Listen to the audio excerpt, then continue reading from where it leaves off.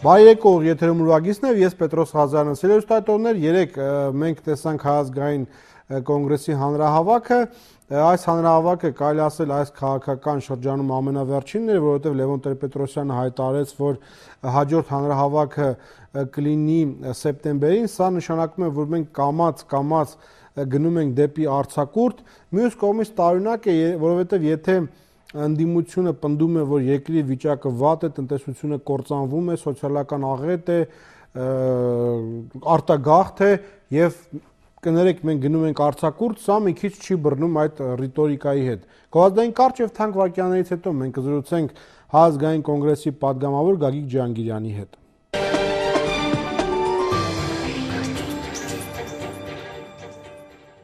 Եվ այսպես, սիրելի ուղդիներ, մենք այսօր կզրուցենք ազգային ժողովում Հայազգային կոնգրեսի խմբակցության պատգամավոր Գագիկ Ջհանգիրյանի հետ, բարեկո պարոն Ջհանգիրյան, շնորհակալ եմ հրավեր ընդունելու համար։ Պարոն Ջհանգիրյան, շնորհակալ եմ հրավերի համար։ Ոնց է աշխատանքը ազգային ժողովում։ Դուք մտել եք հունի մեջ արդեն, թե ոչ։ Դե, այսպես ասեմ, մենք մի քանի նիստի մասնակցել ենք կառավարության ծրագրի քննարկմանը մասնակցել ենք եւ մի նաեւ քանի օրենքների նախագծերի ընդունմանն ենք մասնակցել։ Եթե ասեմ, թե ամբողջովին մտել ենք այդ գործընթացի մեջ, սխալ կլինի, բայց մուտք են գործել։ Այո, մուտք են գործել։ Պարոն Ջհանգիրյան, տեսեք, Հայազգային կոնգրեսը ցանկացած քաղաքական ուժ պետք է ունենա մի հատ մեծ մեսիջ, մեծ ծրագիր, հա։ Հայազգային կոնգրեսը ասում է, որ օր առաջ իշխանափոխություն։ Այո։ Հետո երբ որ դուք գալիս եք ազգային ժողով, դուք ասում եք մենք ազգային ժողովը կօգտագործենք իշխանափոխության համար։ Դա է ազգային ժողով գալու մեր նպատակը։ Այո։ Հիմա ակնհայտ է, որ ազգային ժողովը դուք ոչ մի կերպ չեք կարող օգտագործել իշխանափոխության համար։ Ինչու՞։ Շատ པարզ թվաբանությամբ։ Հա։ Դուք նկատի ունեք։ Եվ հիմա հարցածակում ո՞րն է այս պարագայում Հայ ազգային կոնգրեսի հենց այդ մեծ քաղաքական մեսիջը, գլխավոր քաղաքական ուղենիշը։ Ուրեմն ասեմ Պետրոս, եթե դուք միայն կապում եք թվականակի հետ, գուցե թե ճիշտ եք ասում, որովհետև միայնակ Հայ ազգային կոնգրեսը այսօր ազգային ժողովում չի կարող ոչ իմպիչմենտի հարց դնել, ոչ այլ, ասենք, նույնիսկ չկարողացավ կառավարությանը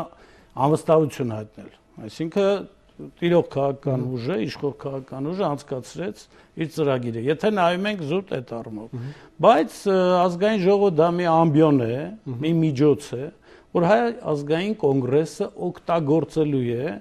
իր նախորդ տարիներին հռչակած խնդիրները իրականություն դարձնելու համար։ Եվ եթե դուք ասում եք մենք մեսիջ չունենք հասարակությանը, այդպես չի։ Մենք ունենք շատ մեծ մեսիջ հասարակությանը, մենք 4 տարի է պայքարում ենք այս ապօրինի վարչախմբի դեմ, չընտրված վարչախմբի դեմ, եւ այդ ընթացքում հազար ու մի զրկանքներ ենք կրել, տուժել ենք եւ այլ, զոհեր ենք տվել,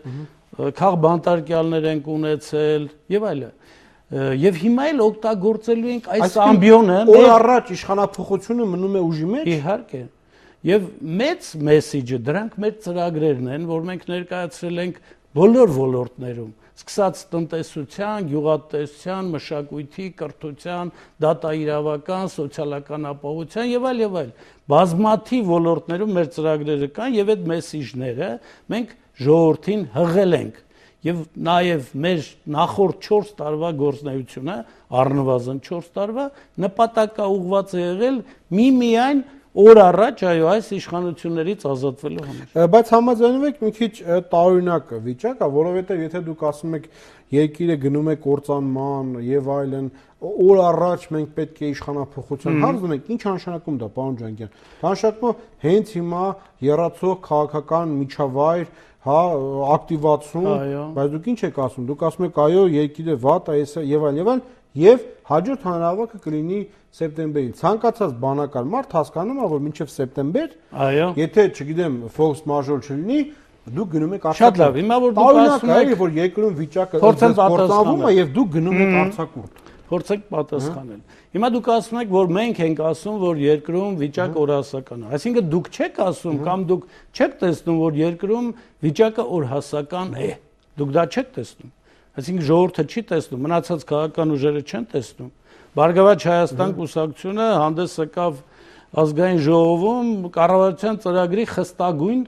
քննադատության։ Չեն ասում վաղը հենց impeachment-ի տարբերություն ձեզ։ Հա ինչի չեն ասում հենց վաղը impeachment եւ գնում եք ուրեմն մենք սեպտեմբերին ես ձեզ ասեմ, դուք մի քիչ փաստերը նշում եք։ Որ փաստը։ Հենց այդ impeachment-ի, եթե դուք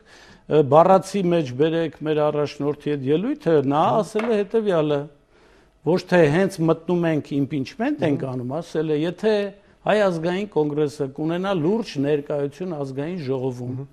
եթե կարողանա այդ խնդիրը միայնակ կլուծի, եթե չի կարող, այլ քաղաքական ուժերի հետ պետք է այդ impeachment-ի խնդիրը լուծի։ Այդպես չի, որ մենք ասել ենք հենց մտնենք ազգային ժողով, impeachment-ի հարց ենք բարձրացնելու։ Այո, եթե այս ընտրությունները լինեին ընտրություններ, եւ ոչ թե լինեին ֆինանսական ակցիա, եթե այս ընտրություններում իրականում մասնակցեր եւ ինչքան որ մասնակցել է իրական 750,000 մարդ կամ 780,000, ոչ թե 1,560,000, որը գոյություն չունի եւ ոչ մի ազգային ժողովի ընտրություններում, նույնիսկ 99 թվականի ազգային ժողովի ընտրություններում, երբ որ Կարեն Դեմիրճյան եւ Ազգեն Սարգսյան դաշինքներ եւ ձայն բերելու որևէ խնդիր չկար, ժողովուրդը massայաբար քվեարկում էր այդ դաշինքի օգտին, ընտրողների, ընտրության մասնակիցների թիվը մոտ մի 300,000, եթե չեմ սխալվում, ավելի պակաս է եղել։ Իմ հարցը ուրիշ բանի մասն է։ Ես հասկանում եմ ինչ եք ասում։ Եվ Դաշնակցությունը, եւ Բարգավաճ Չհաստանը լինելով ընդդիմադիր, չեն ասում, վայ օր առաջ իշխանափոխություն ա պետք։ Նրանք միշտ ասում են կգան հերթական ընտրությունները, մենք կմասնակցենք այդ ընտրություններին։ Ի տարբերություն դրանից ազգային կոնգրեսը ասում է օր առաջ իշխանափոխություն։ Մենք ասել ենք որ մենք երբ որ դու ասում ես օր առաջ իշխանափոխությունը, դա մեր օրակարգն է քաղաքական։ Եվ մենք գնացինք արձակուրդ կհանդիպենք սեպտեմբերին։ Չէ, ես որևէ տարօրինակ բան չեմ տեսնում, որովհետև քաղաքականությունը նաև հնարավորի քաղաքականություն է, չէ՞, քաղաքականություն նաև մենք հնարավորը պետք է կատարենք։ Այսինքն ընդունում եք, որ ընդունել եք այնց քաղաքական ծրագիր, որ անհնարավոր չի ձեր համար։ Այդ դեպքում դա ռոմանտիզմ է։ Ես հասկանում եմ, դուք ուզում եք տրամաբանական հակասության մեջ ինձ բռնացնեք, բայց դա հնարավոր չի, որովհետև 4 տարվա պայքարը իր մեջ եւ հակընթացություններ է պարունակում եւ տեղատվություններ, բայց Հայ ազգային կոնգրեսը հենց դրանով է տարբերվում մնացած ընդդիմադիր ուժերից, որ անցած 4 տարիների ընթացքում երբեք իր հիմնական նպատակից չի շեղվել։ Երբեք չի համագործակցել իշխանության հետ, երբեք այդ իշխանության հետ որևէ պայմանավորվածություն ձեռք չի բերել եւ միշտ գնացել է իր նպատակին հասնելու այդ ճանապարհով։ Այսօր էլ մենք շարունակում ենք։ Ուրեմն ես վստահ եմ նաեւ, որ հնարավոր է նաեւ այլ քաղաքական ուժեր ի վերջո նաև ընդդիմադիր իրենց համարող այլ քաղաքական ուժեր ի վերջո կտեսնեն, որ այս իշխանությունը այս երկիրը տանում է կործանման։ Ես ուզում եմ մենք նայենք սովորական քաղաքացու տեսակետից, պարոն Ջանգյան։ Մարդ եկել է ձեր հանրահավաքին, հա։ Դուք նրան ասում եք, «Սիրելի քաղաքացի, երկիրը կործանվում է, Ղարաբաղի հարցում ճնշում է, հեսա տեսեք ինչ անելու, թալանում է, տնտեսությունը քայքայվում է եւ այլն»։ Հիմա մարդու մոտ ինչ հարց է ծառայում, ինչ ծագում է եւ ինչ ենք անում։ Գնում ենք տուն, արձակուրդ, Պետրոս, ուրեմն սեպտեմբերին մարդը ես չեմ, դուք եք, չի հիասթափվի, պարոն Ջանգիրյան։ Ես կարծում եմ, իհարկե հիասթափվողներ եղել են, նաև նախկինում, բայց նաև հենց վերջի մեր հանրահավաքը ցույց տվեց, որ այդպես չի։ Մենք 4 տարի անընդմեջ տարին 15-20 այդպիսի հանրահավաքներ ենք արել։ Դուք ուզում եք ես ինչ հարցնում եմ կոնկրետ այսօրվա մասին, դուք ասում եք 4 տարին։ Չէ, ես դա չեմ ասում։ Ես ասում եմ, որ դուք վստահ եղեք, որ սեպտեմբերին մեր համակիրները ժողովուրդը էլի գալու է հանրահավաքի։ Բայց դուք ասում եք միշտ սեպտեմբեր, չեք ասում մի կարևոր հանգամանք, որ Լևոն Տեր-Պետրոսյանը հայտարարեց նաև, որ հերթականը կլինի սեպտեմբերին, բայց եթե որևէ իրադարձություն տեղի ունենա, որը անհրաժեշտ համարի հանրահավաքի հրավիրելը, մենք դա անելու ենք նաև հուլիսին կամ օգոստոսին, որևէ խնդիր չկա, բայց հանրահավաքներն էլ նաև ինքնանպատակ չպետք է լինեն, չէ՞։ Ցանկացած հանրահավաք ինչ որ խնդիրներ պետք է դնի եւ նպատակը ո՞րն է։ Այ անցած հանրահավաքի նպատակը նա էր, Պետրոս, որ ասեք որ հաջորդը կլինի սեպտեմբերին։ Ուրիշ։ Որ մեր մամուլում, չգիտեմ, տարբեր այդպես ինտերնետ կայքերում լուրեր էին շրջում, թե տեսեք ՀԱԿ-ը պարտվեց, ՀԱԿ-ը, չգիտեմ, վերացավ, գնաց ընդամենը 7 մանդատ վերցրեց եւ դա իր ծրագիրներ, իր նպատակներ, դրանով ամեն ինչ ավարտվեց։ Մեր համակիրները, մեր Հայ ազգային կոնգրեսը, այդ տասնյակ հազարավոր մարդիկ ցույց տվեցին, որ ՀԱԿ-ը իր խնդիրը ազգային ժողով մտնելով չի համարում ավարտված։ Ընդհակառակ Հայ ազգային կոնգրեսը, այդ խմբակցությունը պատգամավորների այդ մանդատները դիտում է կամ դիտարկում է որպես լրացուցիչ միջոց կամ գործիք մեր հիմնական նպատակին հասնելու համար։ Սա է խնդիրը։ Պարոն Ջագյան, դուք մի քիչ առաջ ասիք, որ մակընթացություն եւ այլն, դա ճիշտ է, բոլոր քաղաքական ուժերի հետ պատահում է։ Հիմա տեսեք, եթե մենք նայում ենք դինամիկան, հա, մենք տեսնում ենք, որ հակից անդադ մարդիկ են դուրս գալիս։ Ընդ որում արդեն այն լավագույն տասնյակ, որ ասում են, այնտեղ գտնվող մարդիկ նաև, հա, այսինքն հանրային քաղաքական դեմքեր են, կուսակցության լիդերներ են դուրս գալիս։ Այսինքն հակը անդադ կորցնում է այս բaragam։ Մյուս կողմից մենք տեսնում ենք այն հանրային վստահությունը չկա հակի նկատմամբ, թեկուզ հենց 7% եւ այլն, ակնհայտ է, որ հակը ունի վերակառուցման, վերաիմաստավորման լուրջ խնդիր, հա, որպեսզի կարողանա հանրության վստահությունը կրկին գրավի։ Սեպտեմբերին դուք ունեք տես մոդուլ, տես բանաձև, ինչպես կրկին այ գալ դառնալ առաջին։ Հիմա ես փորձեմ մի ձևով մի պատասխան տալ, որը կարծես թե գիտեք ինչ կա, իհարկե ես չեմ հերքում, որ Հայ ազգային կոնգրեսից որոշ անհատներ են դուրս եկել, նաև կուսակցություններ են դուրս եկել, չէ, փաստ են, այդ փաստերը կան, բայց նաև պետք է համաձայնվենք այն կարծիքի հետ, որ Հայ ազգային կոնգրեսը այսօր նաև որպես խմբակցություն ունեցող ընդդիմադիր քաղաքական ուժ միակ ուժն է, որը կարողանում է պահել թե հրապարակը եւ թե այսօր ունենալ նաև խմբակցություն։ Այս փաստ է։ Այսօր ներկայացված ազգային ժողովում որևէ ընդդիմադիր ուժ չի կարող մեր իրականացած միջոցառումների հաճախականությամբ եւ մարդաշատությամբ համեմատվել Հայ ազգային կոնգրեսի հետ։ Սա փաստ է։ Երկրորդ, իհարկե, քանի որ իշխանափոխությունը չեղավ 2008 թվականի մարտին, չէ, կամ փետրվարին, եւ այս ամբողջը ձգվեց շուրջ 4 տարի, շատ բնական է, որ որոշ անհատներ, նաև որոշ քաղաքական ուժեր, որոնք 2007-ի վերջին կամ 2008-ի սկզբին միավորվել էին Հայ ազգային այն ժամանակ համաժողովրդական շարժման հետ, համախմբվել էին Լևոն Տեր-Պետրոսյանի շուրջ, ակնկալելով իրավիճակի կամ իշխանափոխության, արագ իշխանափոխություն, բնական է հետո նաև ինչ որ հիասթափություններ են ունեցել, հոգնել են, չեն կարողացել այս ամբողջ ճանապարհը անցնել նույն եռանդով, նույն ուժերով։ Դա շատ նորմալ բնական process է ցանկացած քաղաքական ուժի համար։ Նույնիսկ իշխանությունն է կորուստներ ունեցել, եթե համեմատում ենք 2008 թվականը։ Այդ իշխանությունից դուրս եկավ սկզբից Դաշնակցությունը, հիմա նաև կոալիցիայից դուրս եկավ Բարգավաճը, այնպես չի, որ այդ process-ները գնում են միայն ընդդիմության դաշտում եւ իշխանության մեջ այդ process-ները, այդպիսի process-ներ չեն գնում։ Սա բնականon զարգացում է։ Իմ հարցն է, դուք ինչ եք, ինչ որ բան մտածում եք վիճակը փոխելու մասին։ Թե այսպես դինամիկ դուք գնալու եք, դուք կարծեք թե շատ եք մտահոգված, որ հակը այսպես դինամիկ։ Ես մտահոգ եմ։ Հա, դե շատ լավ է, որ մտահոգ եք։ Ուրեմն եթե դուք մտահոգ եք, ասեմ, որևէ մարման գործընթաց չկա։ Եթե ուզում եք իմանալ հակը ըստ էության անկախ նրանից թե ով դուրս կգա այսօր հակից, ով դուրս չի գա, թեկուզ Ջհանգիրյանը դուրս կգա, լուրջ կորուստներ չի ունենալու։ Որովհետև Հայ ազգային կոնգրեսը այսօր քաղաքական կյանքի մեր մշտական ուղեկիցն է։ Մի հարավակ մի քիչ է լինում, հաջորդը ավելի շատ է լինում, բայց այս մեր իշխանությունը ինքը ուղղակի աշխատում է մեզ համար, ընդդիմության համար։ Ասեմ ինչով, որովհետև ինքը ունակ չէ որևէ ծրագիր իրականացնելու, որևէ խոստում կատարելու, տնտեսության, չգիտեմ, սոցիալական ապահովության, որևէ ոլորտում դրական, որևէ տեղաշարժ դուք նկատել եք անցած ենթադրենք 4-5 տարիների ընթացքում։ Այսինքն միշտ ինքը համալրում է դժգոհների, համալրում է գործազուրկների, համալրում է աղքատների, սովածների շարքերը, որովից սանում է նաև ընդդիմադիր շարժումները, այդ թվում նաև Հայ ազգային կոնգրեսին։ Այնպես չի, որ այսպես սա մեռած քարացած մի կառույց է, որից միշտ դուրս են գալիս։ Ձեր հույսը իշխանությունն է, ես տենց հասկացա։ Ես դա ասացի, ստանում է։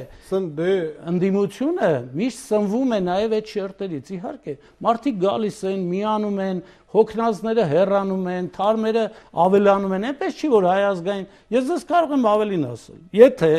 իմ դիտարկմամբ, եթե 2008 թվականին կար ընդհանուր մեծ ոգևորություն, բայց այդ համաժողովրդական շարժումը չուներ ինստիտուցիոնալ կառույցներ։ Չկար, ոգևորությունը կար, վստահությունը կար, ինստիտուցիոնալիզմ։ Դուք ուղղակի կեղծում եք իմ ասածը, որովհետև ես ասում եմ, հիմա այդ ողջևորությունը պակասել է, բայց շարժմանը ավելացել է, գումարվել է այլ նրա ինստիտուցիոնալիզմը, իր տարածքային կառույցները, իր ակտիվները, իր վստահված անձինք։ Այս ընտրությունների ժամանակ դա չերևաց ինչ-որ, պարոն Ջանգիրյան, տարածքային, որտեղ միտինգի ժամանակ 20-30 մարդ էր գալիս։ Ես ձեզ ասեմ, այդպիսի բան չի եղել 20, իհարկե եղել են տեղեր են եղել, որոշակի շրջաններ, որ այո, այնպիսի տոտալ վախի մթնոլորտ են ստեղծել, որ եկել են 30 չի եղել, երբեք 50 մարդ եղել են, բայց դրանք 1, 2, 3 ես կարող եմ թվարկել նույնիսկ թե որտեղ են եղել, բայց մենք նաև հարյուրավոր, մի քանի հարյուրավոր հանդիպումներ ենք նաև արել ծայրամասային ավաններում, գյուղերում, քաղաքներում, այնպես չի։ Եվ երկրորդ, ամենակարևորը, եթե մայիսի 6-ին ընտրություն է եղել, ինչպես դուք եք ասում,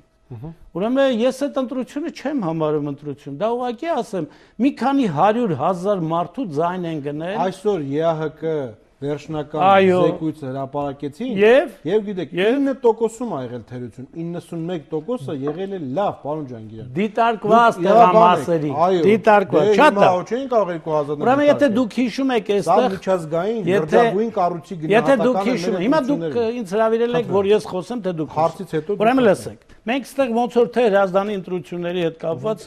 նախորդ հանդիպման ժամանակ դուք ինձ հարց եք տվել, ես էլ ձեզ ասացի, եթե հիշում եք, որ ապագա ընտրություններում ոչ թե խոսքը գնալու է տեղամասերում լցոնումների մասին,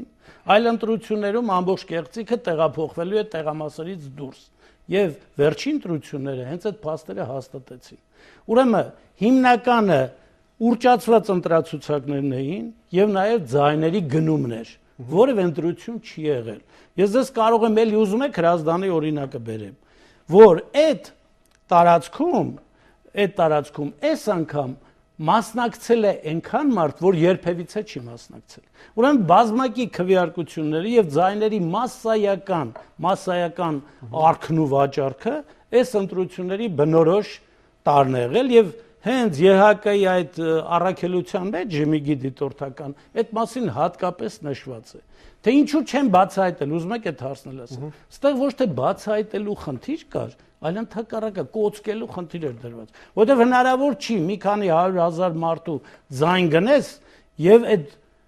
process-ը կամ այդ գնելու խնդիրները չծագեն, դուրս չգան, ականջները դուրս չգա։ Ընդհակառակ մի քանի 100,000 մարդուց եթե ձայն են գնում, առնվազն 5-6,000 մարդ էլ գնող է հանդես գալիս։ Ուրեմն իրավապահ մեր մարմինների խնդիրը եղել է այդ ամբողջ ձայների գնման process-ը կոծկելը, թաքցնելը։ Եվ այստեղ խնդիր չկա, եթե ԵՀԿ-ն էսպես է ասել, հնարավոր է, այո, տեղամասերում մենք դա չենք հերքել, տեղամասերում հնարավորինս արգելված է եղել որևէ խախտում կա։ Ինչու պետք է անեին, երբ որ արդեն ընտրողների ցուցակները մոտ 6-700,000-ով ուրճացված է եղել, երբ որ արդեն ձայները գնված են եղել։ Հաստատից հետո մի հատ տրամաբանական հարց է։ Եթե ընտրությունները այսպես massայաբար խախտվել են։ Այո։ Ուրեմն ինչքան ժողովուրդը ձեր չի վստահում որպես ընդդիմություն, որ դրանից հետո նա ոչ մի այտենց չի տեսել ճանապարհ, որ դուրս գա փողոց, արտահայտի մթնոլորտը փոխի։ Ես ասեմ, ավելին, ընտրությունից հետո ոչ թե այդ ասած այդ մթնոլորտներ որ կեղծվել է ժողովուրդը ինչավ է, այլ մարդիկ ապաթիա, ընդդիմությունը մանթրաժ, իշխանությունը ուրախ։ Պետրոս ջան, ես սարսափելի կեղծված ընտրությունից հետո Հայաստանում երբեք տես չի եղել։ Ես հասկացա ձեր հարցի իմաստը։ Հիմա ես ձեզ ասեմ, ըստ էության, մեր ժողովուրդը երբեք էլ ազգային ժողովի ընտրություններին լուրջ չի դիտարկում այդ ընտրությունները եւ երբեք էլ այն որպես գործիք կյանքը փոխելու, իշխանությունը փոխելու, ինչքան էլ դա ասում եք, այսինքն ժողովուրդը ձեզ չի լսել։ Դե հիմա դու ես շատ բան ասում, քեզ էլ չեմ։ Ես քաղաքական գործիչ չեմ, ինձ պետք է չի լսել։ Հա, բայց հիմա նայ, մենք փորձեցինք, ես չեմ ասում ես չեն լսել։ Մենք փորձեցինք, որպեսզի ժողովրդին տեղ հասցնել, որ ազգային ժողովի ընտրությունը կարևոր է, որ սա օրենսդիր մարմնի, նաև գործադիր մարմինը ձևավորող մարմնի ընտրություն է։ Բայց ցավոք սրտի մեր ժողովուրդը մինչև հիմա իր մեծամասնության մեջ ազգային ժողովի ընտրությունը կամ падգամավորների ընտրությունը դիտարկում է տեղաբնակների ընտրություն, ասֆալտ փռողների ընտրություն, սերմնացույց, չգիտեմ, վառելիք բաժանողների ընտրություն, նաև գումար բաժանողների ընտրություն։ Քանի որ իրականում այս ամբողջ մեր պետական բուրգը այսպես բուրգի գլխին կանգնած է գործադիրի ղեկավարը կամ պետության ղեկավարը, ժողովուրդն էլ է դա լավ հասկանում։ Ժողովուրդը լավ հասկանում է, որ այս ազգային ժողովը որևէ բան չի փոխելու։ Իմիջիալոց մենք կառավարության ծրագրի հաստատման ժամանակ տեսանք, որ որևէ բան չի փոխվելու։ Գործադիրը, իրավապահ մարմինները, ուժային բլոկը, կրիմինալը, փողը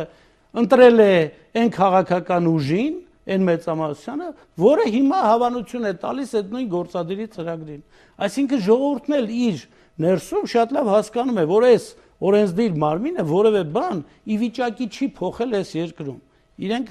չեն կարևորում ազգային ժողովի ընտրությունը։ Եթե դուք նայեք նաև մեր այս 20-ամյա պետության պատմությունը, դուք տեսնեք, որ այդպիսի միշտ ավելի ակումուլյացիա ընտրազանգվածի միշտ եղել է նախագահական ընտրությունների ժամանակ։ Ցավ է,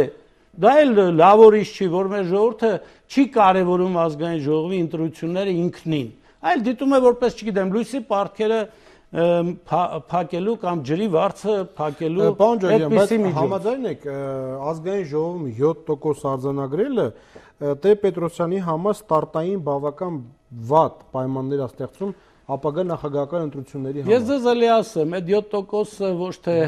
Լևոն Տեր-Պետրոսյանի 7%-ն է, դուք շատ լավ գիտեք, որ Լևոն Տեր-Պետրոսյանը 2008 թվականին հսկայածավալ կեղծիքների պայմաններում 20-ից ավել տոկոս է հավաքել, եւ այդ 7%-ը ես ասում եմ, դա էլի եթե իրական դիտարկենք, եթե մենք իրական դիտարկենք ընտրողների մայիսի 6-ի ընտրությունների մասնակցողների իրական թիվը, այդ 7%-ը 15-16% է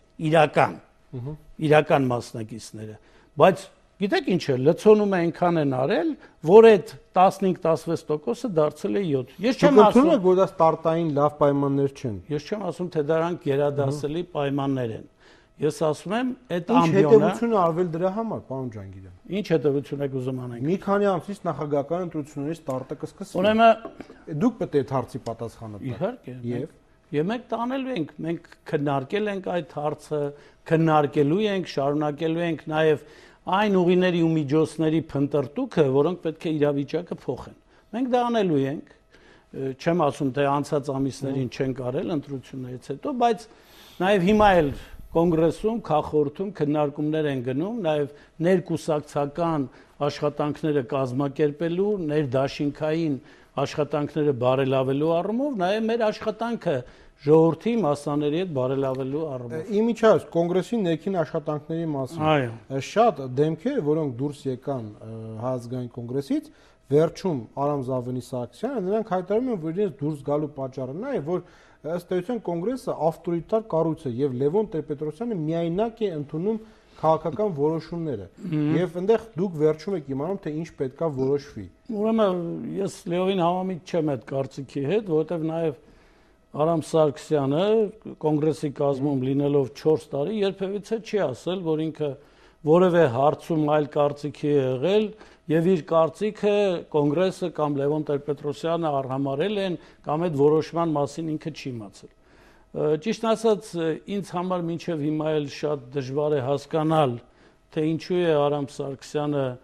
կոնգրեսից դուրս գալու մասին հայտարարություն արել իրական պատճառները։ Նա ասում է մենք ունենք քաղաքական պատժամիջություն։ Ես ասում եմ իրական պատճառները։ Իմ համար մինչև հիմա էլ անհասկանալի է դա, եւ եթե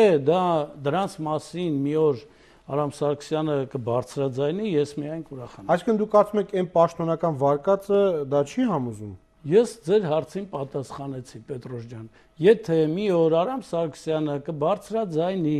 կոնգրեսից դուրս գալու իրական պատճառների մասին, ես միայն ուրախ կլինեմ դրանք լսելու համար։ Ես չեմ հարցնի որն է, դուք գիտեք դրանք, ունեք կռահում, չեմ հարցնում։ Ես ձեր հարցին պատասխանեցի։ Լավ, գնանք առաջ։ Դուք իրավաբան եք, պարոն Ջանգիրյան, հա։ Օսկարյանի հետ կապված դեպքերը։ Հիմա կխնդրեմ ոչ որպես քաղաքական ուժի ներկայացուցիչ, այլ երկար տարիներ աշխատած պրոֆեսիոնալ իրավաբան։ Ինչպես կգնահատեք այդ ամեն ինչը։ Դե որպեսզի հիմա իմ գնահատականը օբյեկտիվ լինի, ես պետք է ասեմ, արեք այս քննարկման ընթացքում մարտի 1-2 դրանից հետո կամ դրանից առաջ այդ իրադարձություններում Օսկանյանի վարքագծի իրավական եւ քաղաքական գնահատականը դրենք մի կողմ։ Դրան չենք առնչում։ Հիմա բուն խնդրին։ անդրադառնամ։ Ուրեմն ես ասեմ, Հայաստանում շատ բարձրաստիճան պաշտոնյաներ, նաև այժմ գործող, միաժամանակ խոշոր այսպես բիզնեսմեններ են։ Եվ սա մեր պետական կառավարման համակարգի ամենախոցելի կողմերից մեկն է։ Եվ ես չեմ լսել մինչև հիմա, որ որևէ բարձրաստիճան պաշտոնյայի, ասենք, հարկերից խուսափելու կամ փողերի լվացման կամ այլ մեղադրանքներով քրեական գործեր հարուցեն։ Դուք պետք է ապացուցեք, որ նրանք բիզնես ունեն։ Այո։ Դե հիմա տեսեք։ Եթե նայում ենք զուտ իրադարձությունների ժամանակագրական ընթացքին, ապա պարզ է, ակնհայտ է, որ Օսկանյանին նկատմամբ կամ դեռ այդպիսի մեղադրանք չկա, կա կասկածանքներ, հա, բայց իրականում իրենց հայտարարությամբ էլ ինքն էլ իր շահերի պաշտպանն ընդունեցին, որ փաստորեն իրենց կասկածում են եւ դրա համար են նրանք ցուցմունք տալուց հրաժարվել։ Այսինքն այդ, այսպես ասեմ, չակերտավոր մեղադրանքները ներկայացվել են Օսկանյանի ընդդիմադիր մի քանի ելույթներից եւ նաեւ միասնական շտաբում նրա հայտարարություններից հետո։ Քանի որ ես այդ քրեական գործի նյութերին տեղյակ չեմ, ես կարող եմ այդ հանցակազմի մասին ինչքան որ հրապարակվել է։ Ես այդ փողերի լվացման հանցակազմի մասին կարող եմ երկար մասնագիտական վերլուծություն անել, այդ դիսպոզիցիան վերլուծել, բայց ես ձեզ ասեմ, դա շատ բարդ ապացուցելի արարք է։ Ինչ առումով, որ այն փողերը, որը իբր թե փոխանցվել է ինչ որ կազմակերպության եւ դրանից հետո տնօրինվել է, որպեսզի մենք որևէ անձի, Օսկանյան չլինի, Կիրակոսյան, Մարտիրոսյան լինի, կարողանանք մեղսագրել կամ նրան մեղադրել փողերի լվացման այդ հոդվածով, պետք է մենք ունենանք օրինական ուժի մեջ մտած դատավճիռ, որով կապացուցվի, որ այդ փողերը կամ այդ ֆինանսական միջոցները ձեռք են բերվել ապօրինի ճանապարհով։ Այսինքն Օսկանյանին փողերը փոխանցել են ոչ օրինական ճանապարհով։ Չէ։ Չէ, փոխանցողը փողերի ծագման աղբյուրը պետք է լինի ապօրինի։ Այդ փաստը պետք է հաստատված լինի օրինական ուժի մեջ մտած դատավճիռ։ Հայաստանում թե ընդհանրապես։ Կարևոր չի։ Այդ կարող է այդ ինֆորմացիան, ասենք, Հայաստանի կենտրոնական բանկին տրամադրել է, չգիտեմ, Շվեյցարիայի իրավապահ մարմինները կամ նրանց բանկը եւ այլն։ Սա վերացական օրինակ եմ ասում, ես կոնկրետ գործից տեղյակ չեմ։ Ուզում եմ ասել, սա շատ բարդ ապացուցելի այսպես հանցակազմ է։ Միևնույն ժամանակ, եթե դուք հիշում եք, Ալեքսանդր Արզումանյանին նույն հոդվածով մեղադրեցին, որ իբր թե Լևոն Մարկոսը, որը Հայաստանի իրավապահ մարմինների կողմից հետախուզվում էր ինչ որ տնտեսական չարաշահումներով եւ այլն, փող է փոխանցել Ալեքսանդր Արզումանյանին։ Այն ժամանակ էլ ես ասել եմ, որ դա չապացուցվող խնդիր է, որովհետեւ Լևոն Մարկոսի վերաբերյալ չկար օրինական ուժի մեջ մտած դատավճիռ։ Եվ ինչպես պարզվեց, Ալեքսանդր Արզումանյանին հետագայում բոլոր հնարավոր եւ անհնար հոդվածներով մեղադրեցին ու դատեցին, բացի այդ փողերի լվացման հոդվածից։ Հիմա գանք Օսկանյանի խնդրին։ Քանի որ այդ ասեցի, այդ բեղադրանքները էլի չակերտավոր, այսպես հարուցվել են կամ այդ գործը հարուցվել է Օսկանյանի ընդդիմադիր ելույթներից հետո, ես որպես իրավաբան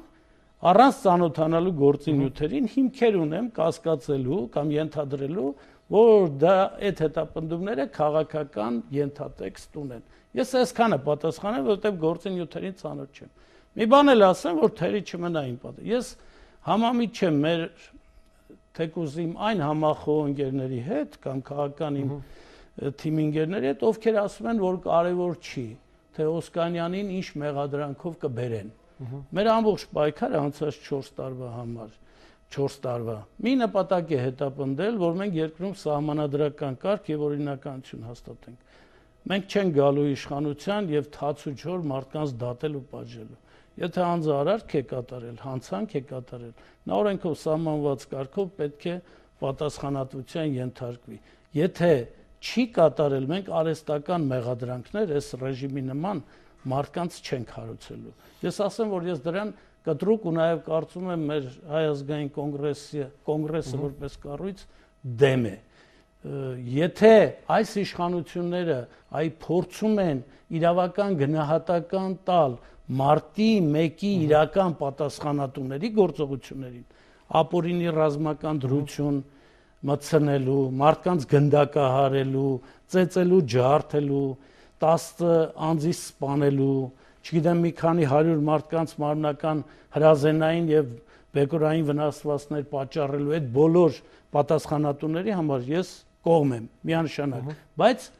այդ պատասխանատուների ցուցակը չպետք է սկսվի Օսկանյանից։ Սա է խնդիրը։ Բայց քանի որ այս իշխանությունները իրենց առաջ այդպիսի խնդիր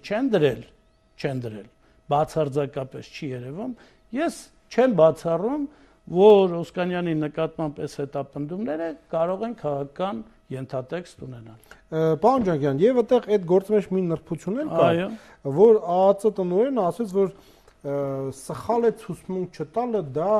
պարտիզանի վարքագիծ է, անմեղ մարդը կգար եւ կապացուցի իր անմեղությունը։ Ցուցմունք տալը դա